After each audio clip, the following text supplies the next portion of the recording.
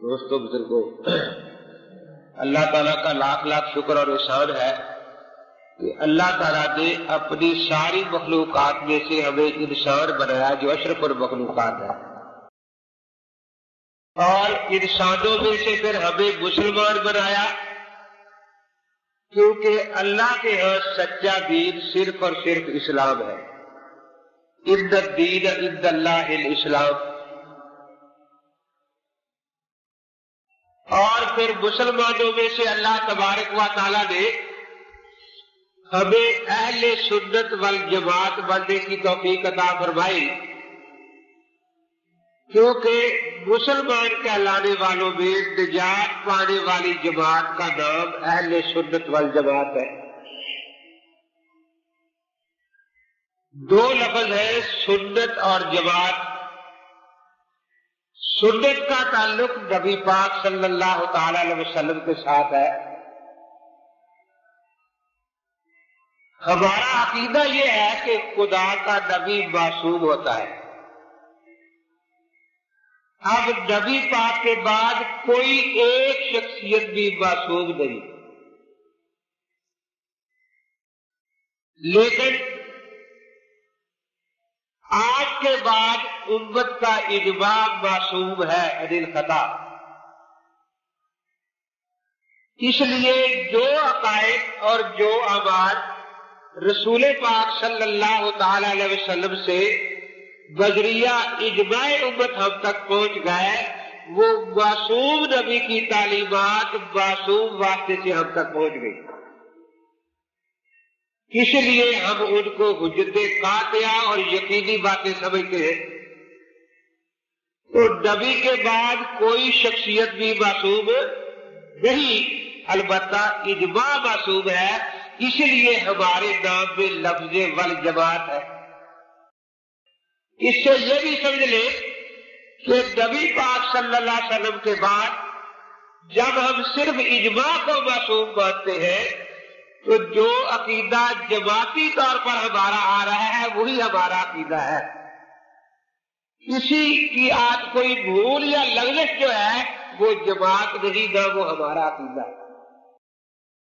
اس لیے ایسی کوئی لغزشیں لوگوں کی اکٹھے کر کے حوالے پیش کرتے رہنا، یہ لفظ جماعت کا معنی نہ جاننے کی وجہ سے۔ تو معصوم چیزیں کون سی نکلی؟ اللہ کا نبی اور امت کا اجماع، اور ہمارے نام میں دونوں چیزیں ہیں، اہل سنت والجماعت۔ تو اسلام جو ہمارا دین ہے، علماء لکھتے ہیں کہ بنیادی طور پر اس کے اصول تین ہیں۔ کتنے؟ توحید، رسالت، قیامت۔ توحید، رسالت اور قیامت بعد۔ توحید کیا ہے؟ ہمارا مقصد زندگی، اللہ کو راضی کرنا۔ رسالت کیا ہے؟ ہمارا طریقے زندگی، کہ اللہ کو راضی کرنے کا طریقہ کون سا ہے، وہ ہمیں پیغمبر صلی اللہ تعالی علیہ وسلم نے بتایا۔ اور قیامت کیا ہے؟ نتیجہ زندگی، کہ ہم نے جو کچھ یہاں بویا ہے وہ قیامت میں کاٹ لے رہے ہیں۔ جو کچھ ہم نے یہاں کیا ہے، اس لیے بنیادی طور پر تین ہی اصول ہے اسلام کے: توحید جو مقصد زندگی ہے، رسالت جو طریقے زندگی ہے، اور قیامت جو ہماری زندگی کا نتیجہ ہے۔ یہ تین اصولی مسئلے ہیں۔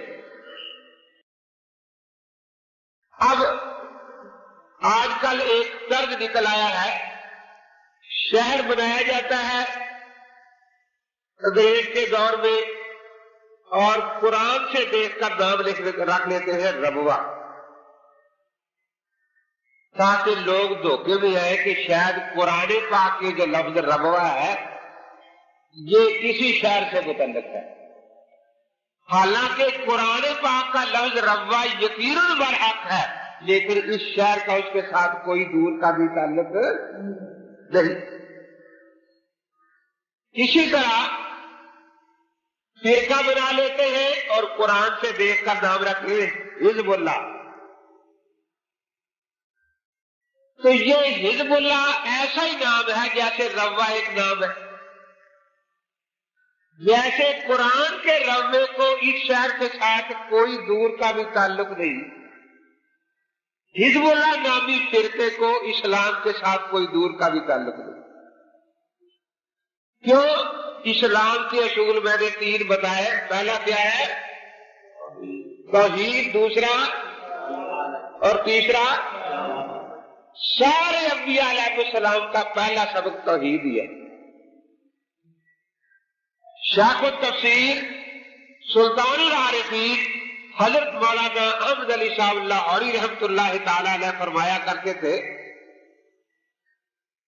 کہ گاڑی اسٹیشن سے چل پڑے اور میں پائیدان پر کھڑا ہوں، مجھے کوئی آواز دے کر پوچھے کہ قرآن کا خلاصہ کیا ہے، تو میں گاڑی چلتے چلتے بتا دوں گا کہ 3 باتیں قرآن کا خلاصہ ہے۔ کتنی باتیں؟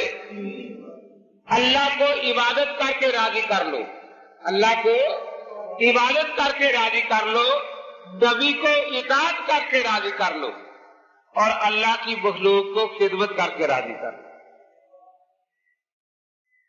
یہ تو حضرت نے خلاصہ بیان فرمایا، اور ایک خلاصہ ہم لوگوں نے نکالا ہوا ہے کہ قرآن پاک میں 3 قسم کی آیتیں آتی ہیں۔ کتنے قسم کی؟ ایک تو یہ ہے کہ نماز پڑھو، روزے رکھو، زکوٰۃ دو، جہاد کرو، جان مال اللہ کے نام پر خرچ کرو۔ یہ ہم سمجھتے ہیں کہ صحابہ کرام کے لیے نازل ہوئی تھی۔ اور کچھ آیتیں ہیں دوزخ کے بیان میں، ہم سمجھتے ہیں کہ کافروں کے لیے، اور کچھ جنت کے لیے ہیں، وہ ہمارے لیے، نہ نماز پڑھے، نہ روزہ، نہ جہاد، نہ کچھ۔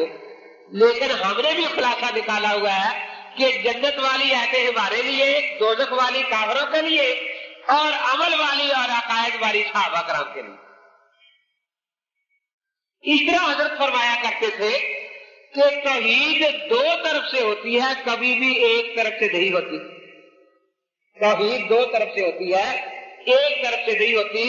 ایک تو یہ یقین ہو کہ میرا اللہ کے سوا کوئی نہیں، میرا اللہ کے سوا، اور دوسرا یہ یقین کہ میں بھی اللہ کے سوا کسی کا نہیں، میں بھی اللہ کے سوا کسی کا نہیں۔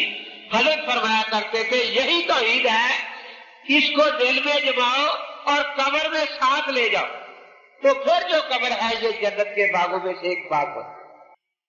مولانا روم رحمۃ اللہ تعالی علیہ فرماتے ہیں مانے اللہ گفت اشتاسی بوائے یولہونا فی ہوائجہم لدائے، کہ اللہ کے لفظ کا معنی ہی سیب ہے جو لغت کا امام ہے عربی کا، یہ بتاتا ہے اللہ اس ہستی اور ذات کو کہتے ہیں کہ ساری مخلوق جب بھی پریشان ہو تو اسی کے سامنے دعا کرے گی، التجا کرے، وہ سب کی پریشانیاں ختم کر سکتا ہو، سب کی حاجتیں پوری کر سکتا ہو۔ انبیاء اولیاء در وقت درد، انبیاء اولیاء در وقت درد، جملہ نالا پیش دیان فرد۔ انبیاء علیہ السلام پر پریشانی آئے، اولیاء اللہ پر پریشانی آئے، تو ہم یہی دیکھتے ہیں کہ خدا کے نبی بھی وہی ہاتھ اٹھا رہے ہیں، اللہ کے ولی بھی جو کھول کر وہی کرے اور اللہ تعالیٰ سے ہی مانگ رہے ہیں۔ تو یہ تو وہ توحید ہے جو اسلامی توحید ہے۔